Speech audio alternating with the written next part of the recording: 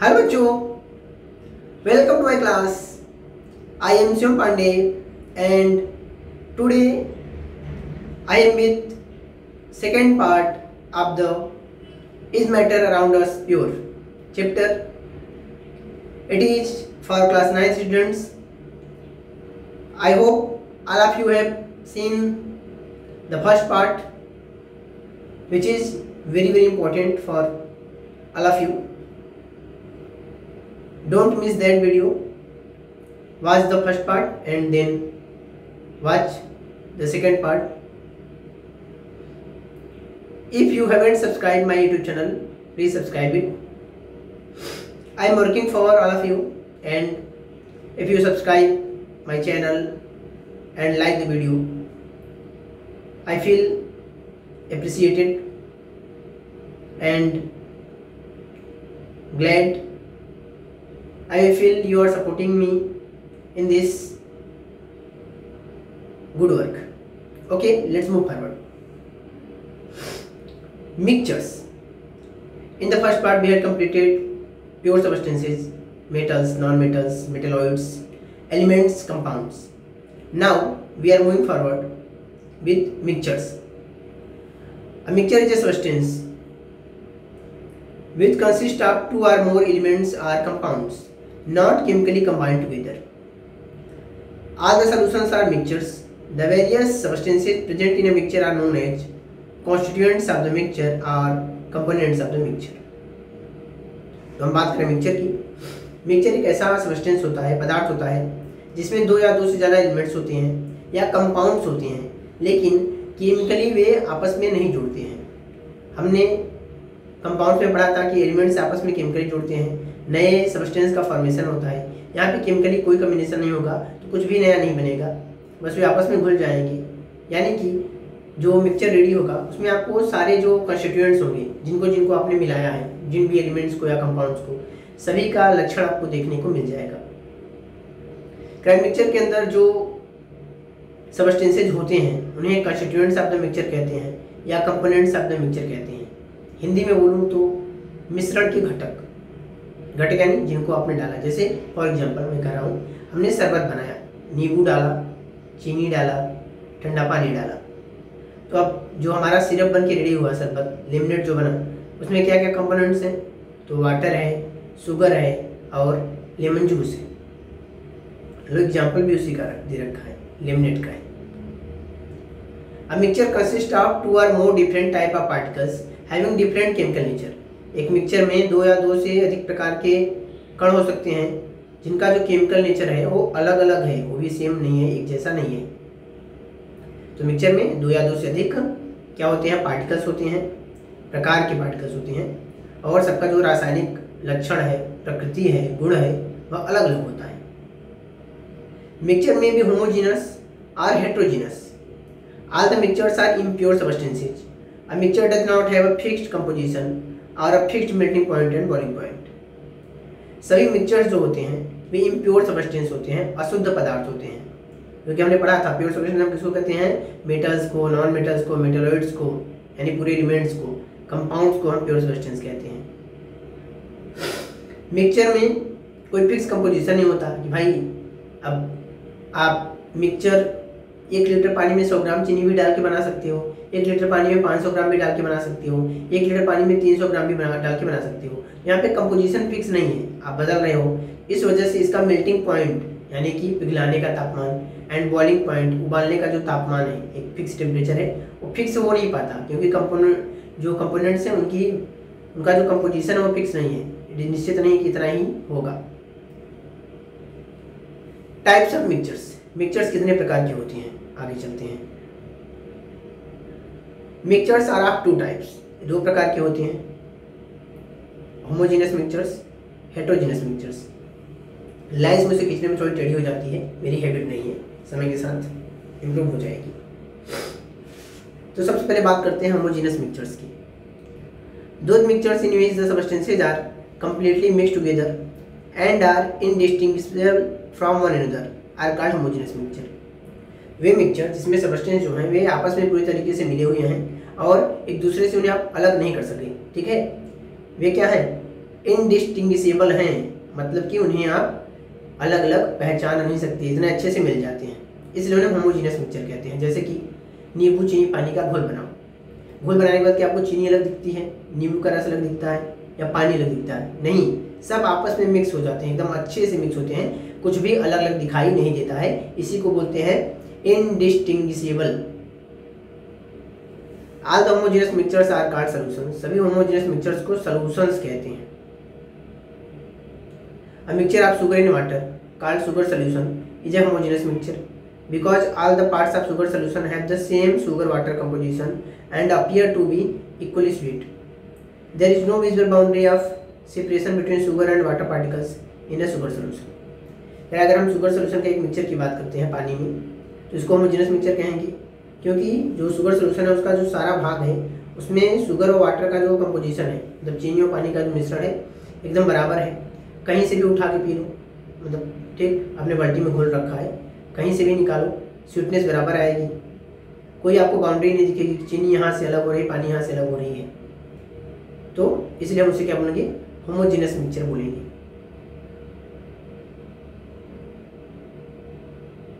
Next है heterogeneous mixtures. Those mixtures in which the substances remain separate and one substance is spread throughout the other substance as small particles, droplets or bubbles are called heterogeneous mixtures. Way mixture जिसमें जो substance हैं जिनको आपने आपस में मिला रखा है वे अलग अलग ही होते हैं। एक सब्सटेंस आपको दिखेगा कि दूसरे में पूरी तरीके से फैला हुआ है, छोटे छोटे कण के रूप में, पानी की बूंद के रूप में या बबल्स के रूप में। ठीक, मतलब कि आपने जिन चीज़ों को मिला रखा है आपस में वे अलग अलग दिखाई दे रहे हैं, आप उन्हें अलग से देख पा रहे हो, ढूंढ पा रहे हो, इसलिए क्या बोलेंगे, हेटेरोजेनियस मिक्सचर कहेंगे। एग्जांपल है the mixture of sugar and sand is a heterogeneous mixture because different parts of this mixture will have different sugar sand compositions. Sugar और सैंड का एक मिक्सचर बनाएं तो हेटेरोजेनियस कहेंगे, क्योंकि अलग अलग हिस्सों में कहीं पे आपको चीनी ज़्यादा दिखेगी और कहीं पे आपको सैंड ज़्यादा दिखेगा। कंपोजिशन बराबर नहीं दिखेगा कि हर जगह चीनी और जो सैंड है, शुगर जो सैंड है, चीनी और रेत जो है वह बराबर बराबर है, ऐसा देखने को मिलेगा ही नहीं, कहीं पे कम तो कहीं पे ज़्यादा। Some parts of this mixture will have more of sugar particles whereas other parts will have more of sand particles. मैंने यही कहा कि कहीं पे चीनी ज़्यादा होगी तो कहीं पे रेत ज़्यादा होगी। There is a visual boundary of separation between sugar and sand particles. आपको एकदम अच्छे से दिखाई देगा कि यहाँ शुगर ज़्यादा है, यहाँ पे सैंड ज़्यादा है, मतलब एक बाउंड्री आपको दिखेगी जो आप देख सकते हो अच्छे से और डिसाइड कर सकते हो खुद से। The suspensions of solids in liquids are also heterogeneous mixtures. A mixture containing two or more immiscible liquids is also heterogeneous mixture. अगर आप सॉलिड्स को लिक्विड्स में घोलो, ठीक है, और सॉलिड अच्छे से घुले ना, तो उसे हम सस्पेंशन कहेंगे, वो भी हेटेरोजेनियस मिक्सचर है। दो इमिसिबल लिक्विड, मतलब जो आपस में न मिल पाए ऐसे लिक्विड्स को आप मिक्सचर बना दो, उसे हेटेरोजेनियस मिक्सचर कहेंगे। तो इमिसिबल लिक्विड में आता है वाटर और ऑयल, पानी और तेल आपस में नहीं मिलते हैं, इन्हें मिला दो तो मिक्सचर को हेटेरोजेनियस कहेंगे। क्यों? क्योंकि देखोगे कि कुछ ही देर के बाद ऑयल अलग दिखने लग जाएगा, वाटर अलग दिखने लग जाएगा। बात करते हैं प्रॉपर्टीज ऑफ मिक्सचर की। A mixture can be separated into its constituents by physical method process. Mixture को उसके जो घटक हैं उनमें अलग अलग किया जा सकता है, मतलब उन्हें अलग अलग कर सकते हो आप फिजिकल तरीकों का इस्तेमाल करके, इसे गर्म करके, ठीक, और फिल्टर करके, डिस्टिलेशन करके, सेडिमेंटेशन करके, डिकंटेशन करके, ये सभी क्या है, फिजिकल प्रोसेस है, भौतिक तरीके। ठीक, यहाँ पे आपको कोई केमिकल रिएक्शन नहीं कराना है, बस छानना है, गर्म करना है, तो इन सब तरीकों से आप इन्हें अलग कर सकते हो। ठीक है, अगली बात है a mixture shows the properties of all the constituents present in it. Mixture में जो जो भी घटक हैं उन सभी के लक्षण को दिखाता है। जैसे आपने मिक्सचर के अंदर बात करते हैं नींबू पानी के घोल की, तो नींबू डाल रखा है आपने, तो नींबू का भी स्वाद मिलेगा, पानी का भी स्वाद मिलेगा, चीनी भी डाल रखा है तो चीनी का भी स्वाद मिल जाएगा। मान लो आपने उसमें चाट मसाला डाल दिया है, ठीक, या ब्लैक साल्ट डाल रखा है, तो आपको उसका भी स्वाद मिलेगा। मतलब जितने कंपोनेंट्स आपने उसमें ऐड कर रखे हैं आपको सबकी प्रॉपर्टी देखने को मिलेगी। प्रॉपर्टी आप कैसे देखोगे, भाई सबका टेस्ट मिल रहा है ना, प्रॉपर्टी शो हो रही है। Energy is usually neither given out nor absorb in the preparation of a mixture, so the formation of a mixture is a physical change. कराए कि जब भी मिक्सचर बनाओगे तो ना तो एनर्जी आपको देना पड़ता है, नई एनर्जी क्या होती है, ना ही एनर्जी आपको देना पड़ेगा, ना ही एनर्जी अपने आप उसमें से बाहर निकलेगी। भाई अगर आप गर्म करते एनर्जी देते, ठीक, तो ना तो आपको ऐसा मिक्सचर बनाने के लिए करना पड़ेगा, ना ही उसमें से अपने से एनर्जी बाहर आएगी। इस वजह से भी हम कहते हैं कि मिक्सचर को बना रहे हो तो क्या है, एक फिजिकल प्रोसेस है। जब एनर्जी खर्च होगा, ठीक है, एनर्जी एब्जॉर्ब होगा या एनर्जी रिलीज होगा, तो उसे हम केमिकल चेंज कहते हैं। लेकिन यहाँ पे ऐसा कुछ नहीं हो रहा है, तो एक फिजिकल चेंज है। Composition of a mixture is variable, the constituents can be present in any proportion by mass. क्या कंपोजिशन वेरिएबल होता है, निश्चित नहीं होता है, निश्चित होता है। उसमें जो भी घटक होते हैं वो किसी भी मात्रा में आप डाल सकते हो। जैसे मैंने बताया ना कि आप भाई 100 ग्राम चीनी डालो, आप 500 ग्राम डालो, 300 ग्राम डालो, आपकी मर्जी। A mixture does not have a definite melting point and boiling point। इसका जो मेल्टिंग पॉइंट और बॉइलिंग पॉइंट है वो निश्चित नहीं होता। मेल्टिंग पॉइंट मतलब पिघलाने का जो टेम्परेचर है, जिस टेम्परेचर पे जाकर कोई सब्सटेंस पिघलना शुरू हो जाता है, ठीक। बॉइलिंग पॉइंट मतलब जिस टेम्परेचर पे पहुंचे कोई सब्सटेंस उबलना शुरू हो जाता है। तो मिक्सचर का मेल्टिंग पॉइंट बॉइलिंग पॉइंट निश्चित नहीं है। अब mixture is usually heterogeneous. Mixture ज़्यादातर क्या होता है, हेट्रोजीनस ही होता है। Differences between mixtures and compounds. अब यहाँ पे मिक्सचर्स और कंपाउंड्स के बीच में डिफरेंस दिया गया है, उसको देखते हैं। तो हम पढ़ने वाले हैं difference between mixtures and compounds. Mixture और कंपाउंड में क्या अंतर होता है। A mixture can be separated into its constituents by the physical process like filtration, evaporation, sublimation, distillation, solvents, magnet etc.. Mixture को आप भौतिक विधियों के द्वारा अलग कर सकते हो, जिसमें क्या क्या आता है, फिल्ट्रेशन करके अलग कर सकते हो, इवापोरेशन करके अलग कर सकते हो, सब्लिमेशन का इस्तेमाल कर सकते हो, डिस्टिलेशन का इस्तेमाल कर सकते हो, सॉल्वेंट डाल के उसे डिजॉल्व करके कर सकते हो, या फिर मैग्नेट का इस्तेमाल करके कर सकते हो। A compound can not be separated into its constituents by physical process, it can only be separated into its constituents by chemical methods. Compound को आप फिजिकल प्रोसेस का इस्तेमाल करके अलग अलग नहीं कर सकते हो, इसके लिए आपको केमिकल मेथड का ही इस्तेमाल करना पड़ेगा। अब mixture shows the properties of its constituents. Mixture में आप उसमें अपने जो भी घटक मिला रखा है, जिसको मिला के आपने बनाया है, उसके सारी प्रॉपर्टी दिखाई देंगी। The properties of a compound are entirely different from those of its constituents. एक कंपाउंड की जो प्रॉपर्टी होती है वह उसके कंस्टिट्यूएंट से एकदम अलग होती है। मैंने कंपाउंड जब पढ़ाया था तो भी बताया था, जैसे H2O है पानी, तो हाइड्रोजन ऑक्सीजन के से मिलकर बना है। हाइड्रोजन की प्रॉपर्टी क्या होती है, वो सबसे ज़्यादा इनफ्लेमेबल है, सबसे फास्ट आग पकड़ लेता है, बहुत तेज़ी से जलता है। ऑक्सीजन जलने में मदद करता है। लेकिन जब दोनों को मिला के बना देते हैं तो क्या बनता है, वाटर, जो आग को बुझाने का काम करता है, एकदम न्यू प्रॉपर्टी के साथ आता है।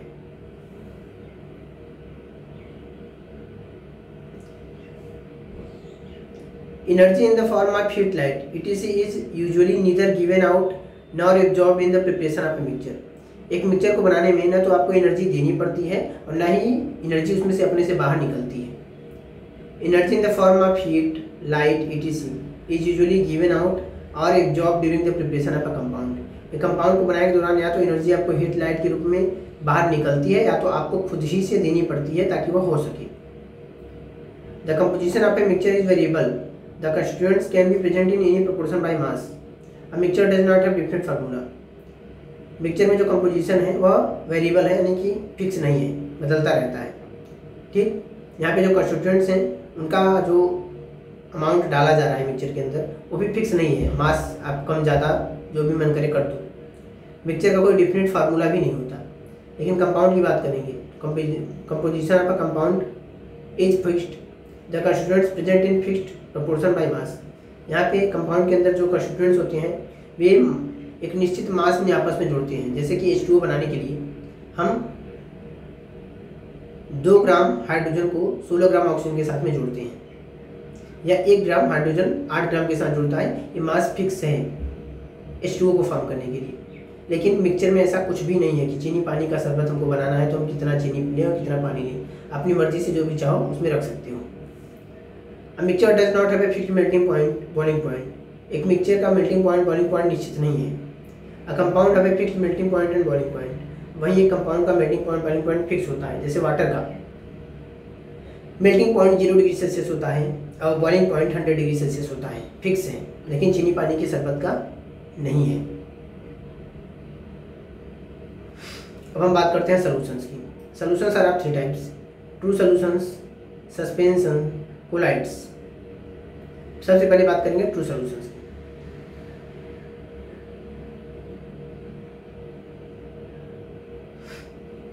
A solution is a homogeneous mixture of two or more pure substances.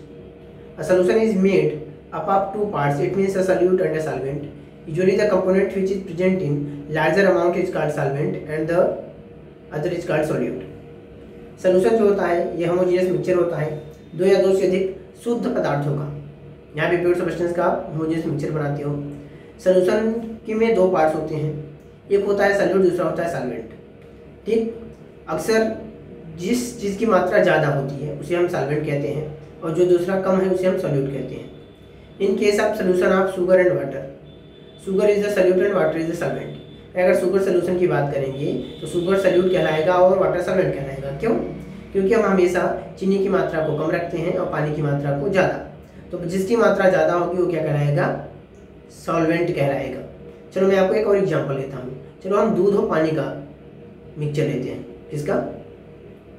दूध और पानी का हम क्या बनाएंगे? होमोजेनियस मिक्सचर बनाएंगे। अब इसमें बताओ कौन सा सॉल्यूट होगा, कौन सा solvent?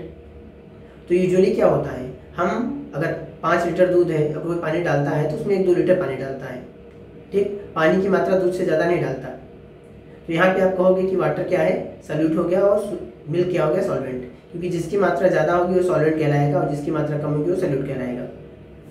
Aqua solutions, the solutions made by dissolving various solutes in water is are called aqua solution.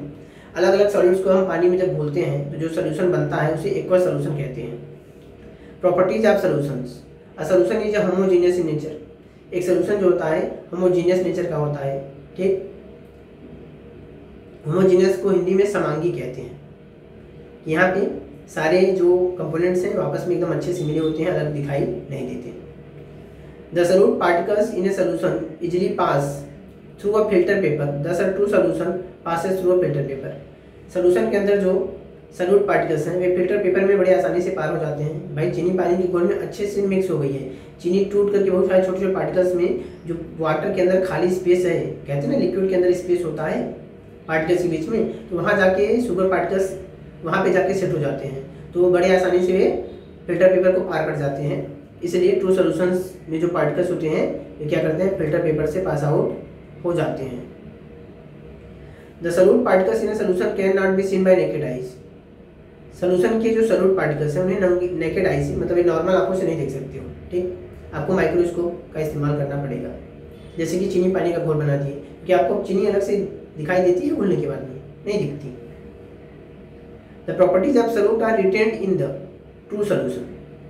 True solution के अंदर सॉल्यूट की प्रॉपर्टी जो है बनी रहती है। जैसे चीनी पानी के घोल में चीनी का आपको पूरा पूरा स्वाद मिलता है, यह तो उसकी प्रॉपर्टी है। जैसा sugar solution is sweet in taste and the solution of salt in water is saline in taste. अगर शुगर सॉल्यूशन की बात करो तो स्वाद में मीठा होता है, और अगर साल्ट सॉल्यूशन की बात करो तो सलाइन होता है, मतलब नमकीन होता है, खारा भी कह सकते हो। A true solution does not scatter light and hence does not show Tyndall effect. In other words, solutions are transparent to light. एक ट्रू सोल्यूशन जो है लाइट पार्टिकल्स को स्कैटर नहीं करता। स्कैटर का मतलब छितराता नहीं है, टेंडल इफेक्ट नहीं दिखाता है। दूसरे शब्दों में कह सकते हैं कि जो सोल्यूशंस होते हैं वे लाइट के लिए ट्रांसपेरेंट होते हैं। कि आप एक ग्लास लो, ठीक है, ग्लास का एक ग्लास लो, टम्बलर ले लो, उसमें पानी और चीनी का घोल डाल दो। अभी दूसरे साइड से उसमें टॉर्च मारो तो देखोगे उस पार लाइट बड़ी आसानी से निकल जा रही है। ठीक, बिना कुछ उसकी रेज को इधर उधर छितराए, सीधी सीधी लाइट भी उस पार जा रही है। इसीलिए हम कहेंगे कि टेंडल इफेक्ट नहीं दिखाता। ठीक है, जो टेंडल इफेक्ट दिखाएंगे जब उनके साथ आप एक्सपेरिमेंट करोगे तो लाइट रेज क्या होंगी? उस पार नहीं जाएगी, बल्कि आपके ग्लास या बॉटल या जार जो भी आप इस्तेमाल करोगे उसके चारों तरफ से रेज निकलेंगी। ठीक है, दूसरे साइड से अच्छे से रेज उस पार नहीं जाएंगी।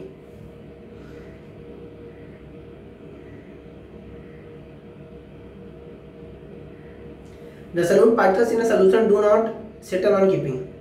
सॉल्यूशन में जो सॉल्यूट पार्टिकल्स अगर आप बर्तन को रख देते हो तो ऐसा नहीं कुछ समय के बाद चीनी के कण नीचे बैठ गए, ऐसा देखने को नहीं मिलेगा।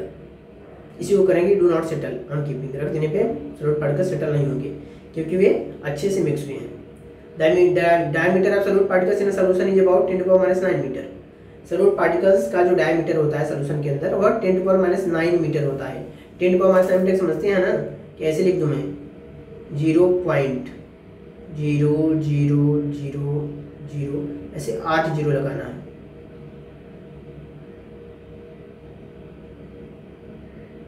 मीटर, सोच रहे हैं कितना छोटा होता है, इतना छोटा होता है साइज, तो नेकेड आई से लिखने का सवाल ही नहीं पैदा होता। अब टाइप्स ऑफ सॉल्यूशन, कितने प्रकार के होते हैं? तो solution of solid in a solid, solid का सॉलिड में सॉल्यूशन होता है। Metal alloy jar, the solutions of solids in solids, भाई हम दो मेटल्स को पिघलाएं, आपस में मिक्स कर दें, पिघलाने के बाद वे आपस में मिलने के बाद फिर से जम जाएंगे। अब ये जो सॉल्यूशन होगा इसको हम एलॉय कहेंगे, ठीक। ये क्या होते हैं? Solution of solids in solid. Example दे रखा है, brass is a solution of zinc in copper. Brass एक मेटल है जो मार्केट में मिलता है, यह जिंक में कॉपर का सॉल्यूशन है, ठीक। जिंक का कॉपर में सॉल्यूशन है कि कॉपर को पिघला के उसमें जिंक को मिला गया है। Brass is prepared by mixing molten zinc with molten copper and cooling their mixture, ठीक है। जिंक को पिघला दिया और कॉपर को भी पिघला दिया और आपस में दोनों को मिला दिया, फिर ठंडा कर दिया। अब ठंडा होने के बाद जो मेटल मिला है उसको हम ब्रास कहते हैं, जो एक एलॉय है। एलॉय हम इसलिए बनाते हैं कि इससे क्या होता है कि अगर दो मेटल्स को हम पिघला के एलॉय बना लेते हैं तो उसकी प्रॉपर्टीज़ क्या होती हैं? बढ़ जाती हैं। कि भाई अगर मान लो रस्टिंग है तो रस्टिंग प्रूफ हो जाएगा, रस्टिंग होना बंद हो जाएगा, पहले से ज़्यादा स्ट्रांग हो जाएगा, हल्का हो जाएगा वजन में, ये सब फायदे हो जाते हैं एलॉय बनाने के।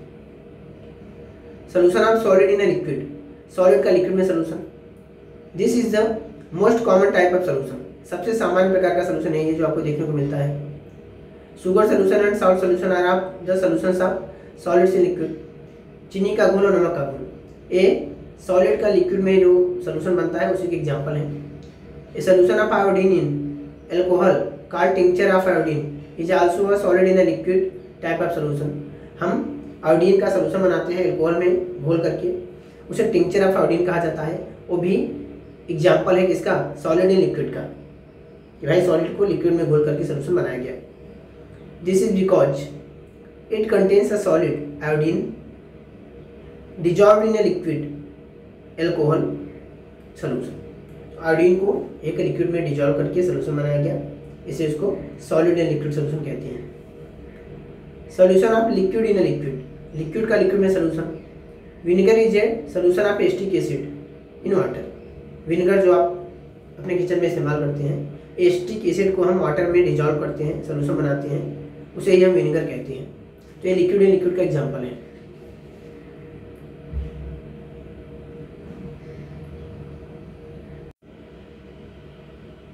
नेक्स्ट है solution of gas in a liquid, liquid में गैस का सॉल्यूशन।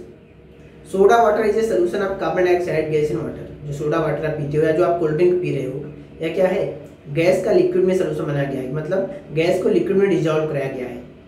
इसलिए जब आप सोडा वाटर या कोल्ड ड्रिंक की बोतल खोलते हो तो अचानक से उसमें से क्या निकलता है? फिज निकलता है, गैस का एक हिस्सा आपको बाहर निकलते दिखता है, जो क्या है? कार्बन डाइऑक्साइड गैस है, उसको पानी में घोल दिया जाता है तो आपका cold drink soft drink ready हो जाता है। उसकी वजह से उसमें फिजी नेचर होता है, वाटर को आप क्या करते हो? शेक कर देते हो तो बबल्स फॉर्म होते हैं, वो कार्बन डाइऑक्साइड की वजह से ही होते हैं। Solution of gas in a gas, gas का गैस में सोल्यूशन। एयर, हवा क्या है? इसका बहुत बड़ा एग्जांपल है। Air is a solution of gases like oxygen, argon, carbon dioxide and water vapour etc in nitrogen gas. Nitrogen gas के अंदर oxygen, argon, carbon dioxide, water vapour, ये सब क्या है? घुले हुए हैं। Nitrogen is a solvent in air and all other gases are solutes. Nitrogen को हम सॉल्वेंट कहते हैं, बाकी को सॉल्यूट कहते हैं। क्यों? क्योंकि नाइट्रोजन की मात्रा सबसे ज़्यादा है। हम सॉल्वेंट उसे ही हमेशा कहेंगे जिसका की मात्रा सबसे ज़्यादा हो। तो 78% नाइट्रोजन है, बचे 22% में सब कुछ है। सस्पेंशंस, तो सोल्यूशन हो गया। सस्पेंशन की बात करते हैं। Suspension is a heterogeneous mixture in which the small particles of a solid are spread throughout a liquid without dissolving in it. यह एक हेटेरोजेनस मिक्सचर है जिसमें सॉलिड के छोटे छोटे पार्टिकल्स एक लिक्विड में पूरी तरह से फैले हैं लेकिन उसमें अच्छे से घुले नहीं हैं। चाक वाटर मिक्सचर, चूने पानी का घोल।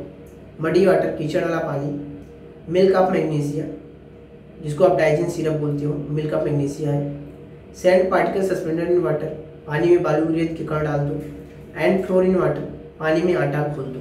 ये सभी क्या है? सस्पेंशन के एग्जाम्पल हैं कि सॉलिड के छोटे छोटे पार्टिकल्स, ठीक है, उसमें डिजॉल्व नहीं हो रहे, बिना डिजॉल्व फैले हुए हैं पूरे सस्पेंशन के अंदर। प्रॉपर्टीज ऑफ सस्पेंशंस, सस्पेंशन के लक्षण क्या क्या हैं? Suspension is a heterogeneous mixture, यह एक हेटेरोजेनस मिक्सचर होता है। The particles of the suspension do not pass through a filter paper. Suspension के जो पार्टिकल है फिल्टर पेपर से पास नहीं हो उसे। Hence it is possible to separate them by ordinary filtration. इसलिए इन्हें नॉर्मल फिल्ट्रेशन से आप अलग कर सकते हो, क्योंकि फिल्टर पेपर से पास नहीं होंगे तो आपका वाटर अलग हो जाएगा और जो पार्टिकल्स हैं फिल्टर पेपर में फंस जाएंगे। The particles of suspension can be seen with naked eyes और with the help of a simple microscope. इन्हें नेकेड आई मतलब नॉर्मल आई से भी देख सकते हैं या नॉर्मल सा माइक्रोस्कोप इस्तेमाल करके देख सकते हैं। The particles of suspension settle down when a suspension is left undisturbed, दस अ सस्पेंशन इज अनस्टेबल। तो अगर आप सस्पेंशन को बिना डिस्टर्ब किए रख दो कुछ घंटों के लिए, जो सॉल्यूट के पार्टिकल्स हैं नीचे आपको बैठे हुए मिल जाएंगे। मिट्टी और पानी को घोल दो, ठीक, जो लिक्विड बनेगा उसको फिर कुछ टाइम के लिए रख दो। बाद में आओगे देखोगे कुछ पानी साफ आपको ऊपर दिखेगा और बाकी मिट्टी जो है नीचे बैठी हुई दिखाई दे जाएगी। The size of particles in a suspension is greater than 100 nanometre in diameter. Particles का जो साइज होता है 100 नैनोमीटर से ज़्यादा होता है डायमीटर में। A suspension is not transparent to light. Light के लिए ट्रांसपेरेंट नहीं है, मतलब इसमें आप टॉर्च मारोगे तो लाइट आर पार उस तरफ अच्छे से नहीं जाएंगी, स्कैटर कर जाएंगी, छितरा जाएंगी। नेक्स्ट आता है colloids. A colloid is a kind of solution in which the size of solute particles is intermediate between those in true solutions and those in suspension. The size of solute particles in a colloids is bigger than that of a true solution but smaller than those of a suspension.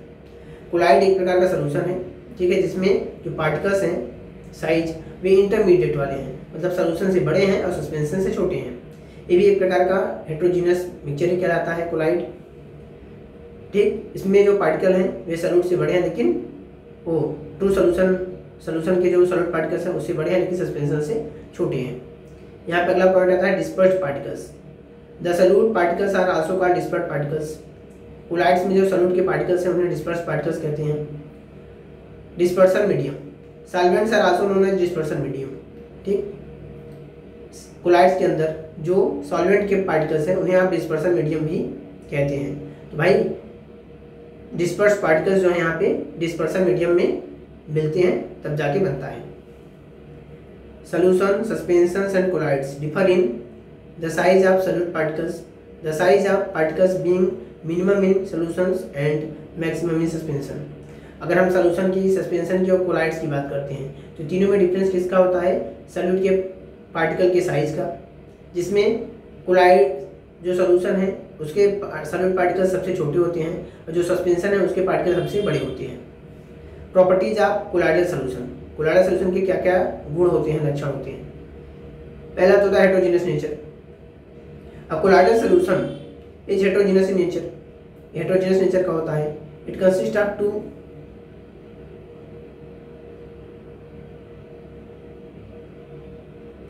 Phases. इसमें दो phases होते हैं, dispersed phase and dispersion medium. अगला है filterability की क्षमता है कि नहीं।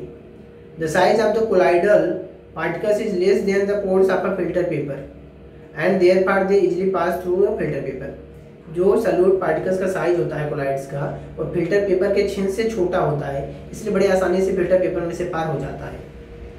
Colloidal particles however can not pass through the parchment paper और एन एनिमल मेम्ब्रेन और ultra filter.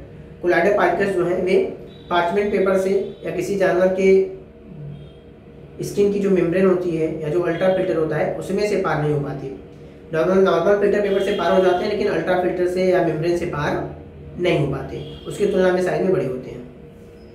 टाइंडल effect. When a strong beam of light is passed through a colloidal solution placed in dark place, the path of the beam gets illuminated by a bluish light.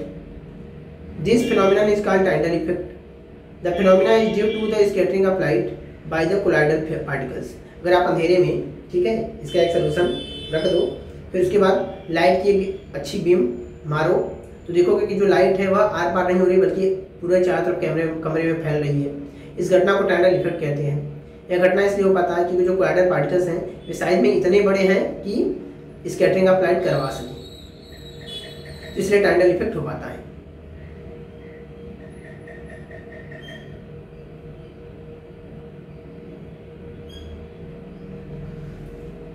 The same phenomena is noticed when a beam of sunlight enters a dark room through a small slit due to scattering of light by dust particles in the air।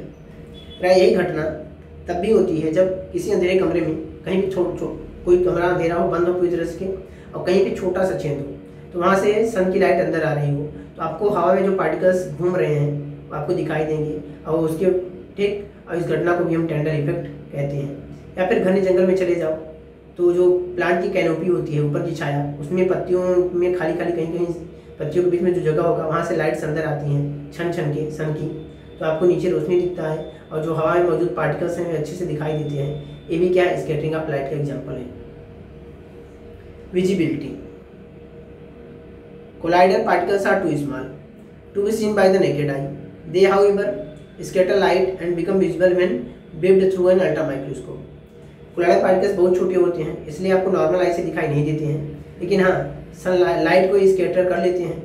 ठीक, इन्हें एक ultra microscope से देखोगे तो दिखाई देंगी। Next होता है ब्राउनियन मूवमेंट। ये ब्राउनियन मूवमेंट क्या है? When colloidal particles are seen under an ultra microscope, the particles are found to be in constant motion in zigzag path in all possible directions। जब कोलाइडल पार्टिकल्स को ultra microscope में देखा जाता है तो ये पार्टिकल्स देखते हैं कि लगातार एक निश्चित मोशन में जिगजैग पाथ, मतलब टेढ़े मेढ़े रास्ते पे ऐसे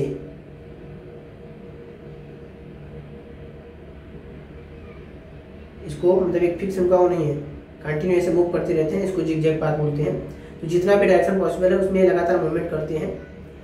this zigzag motion of particles is called Brownian movement. तो जो कोलाइडल पार्टिकल्स का जिगजैग मोशन होता है उसे हम ब्राउनियन मूवमेंट कहते हैं।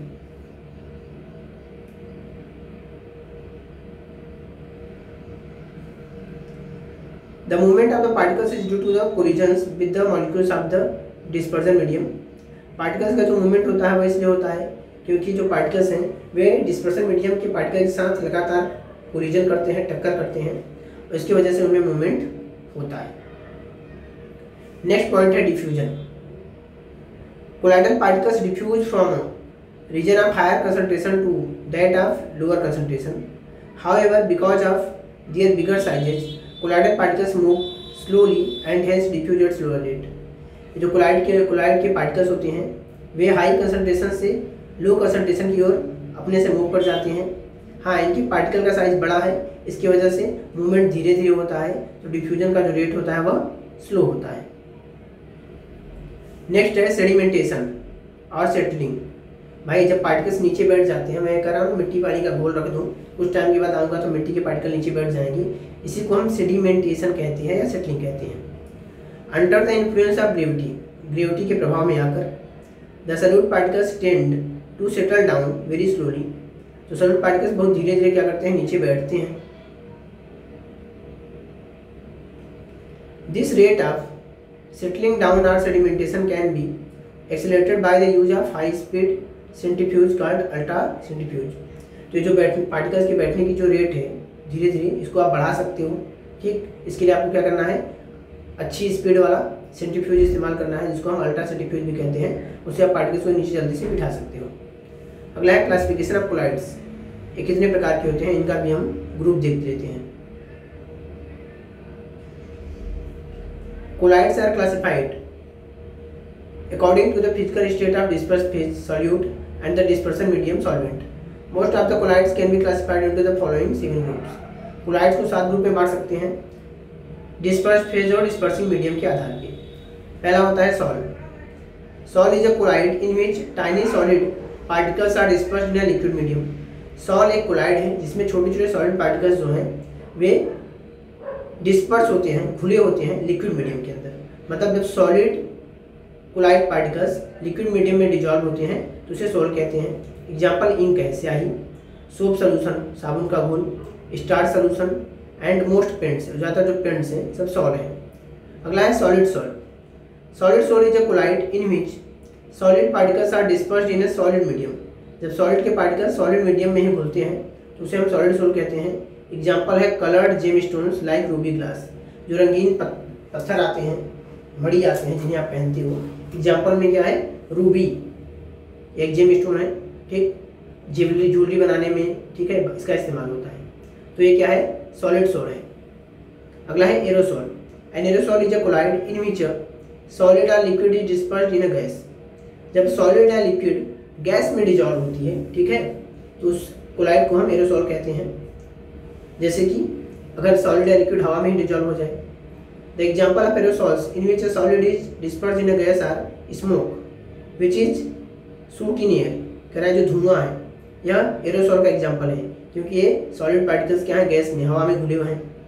एंड ऑटोमोबाइल एग्जॉस्ट, कार से निकलने वाला धुआं भी। The examples of aerosols in which a liquid is dispersed in a gas are hair spray, fog, mist. क्या अगर लिक्विड की बात करें तो ठंड के मौसम में देखो फॉग पड़ता है, मिस्ट पड़ता है, मतलब जो ओस पड़ती है, कोहरा, बादल, ये सब क्या है, लिक्विड एरोसॉल के एग्जाम्पल है। Emulsion. An emulsion is a colloid in which minute droplets of one liquid are dispersed in another liquid which is not miscible with it। Emulsion एक कोलाइड है जिसमें छोटे छोटे ड्रॉपलेट्स हैं एक लिक्विड के, जो दूसरे लिक्विड में ही मिले हैं लेकिन अच्छे से मिक्स नहीं है। जैसे मिल्क है, बटर है और फेस क्रीम है, दूध, मक्खन और चेहरे पर लगाने वाला क्रीम, ये इमल्सन के एग्जाम्पल है जिसमें एक लिक्विड दूसरे लिक्विड में मिलाया जाता है लेकिन अच्छे से मिक्स नहीं होता है। अगला है foam. The foam is a colloid in which a gas is dispersed in a liquid medium. जब गैस को लिक्विड मीडियम में मिलाया जाता है तब फोम बनता है।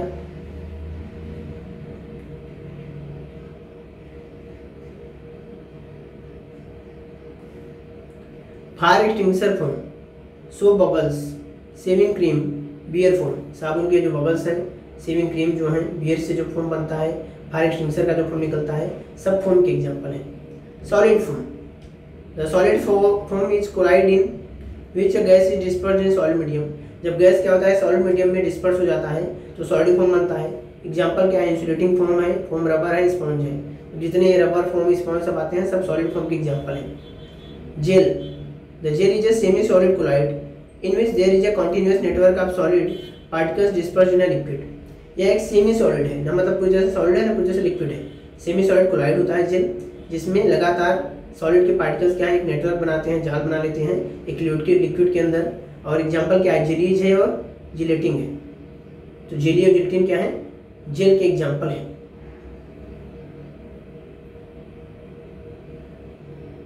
यहाँ पे एक टेबल बना दिया गया है, ठीक, difference between the two solutions, colloidal solution, suspension.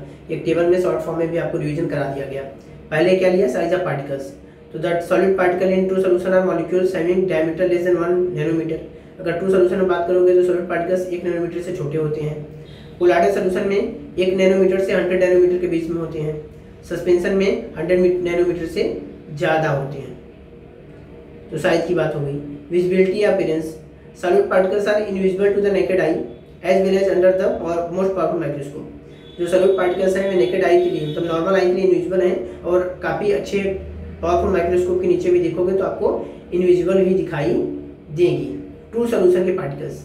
Colloidal की बात करोगे तो नेकेड आई के लिए तो इनविजिबल है, नहीं दिखाई देंगे, ठीक, लेकिन इनका जो स्कैटरिंग इफेक्ट है वो आपको माइक्रोस्कोप की मदद से देखने को मिल सकता है, ठीक। सस्पेंशन की बात करोगे तो नेकेड आई से ही दिख जाएगा, और माइक्रोस्कोप का इस्तेमाल करोगे तो और अच्छे से दिखेगा।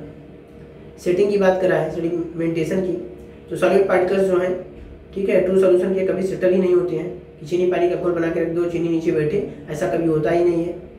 कोलोइडल सॉल्यूशन में सेंट्रीफ्यूगेशन का अगर इस्तेमाल करोगे तो सेटिंग हो जाएगा, और सस्पेंशन की बात करोगे तो ये ग्रेविटी के इफेक्ट में आके सेटलिंग होता है, आपको दिख जाएगा।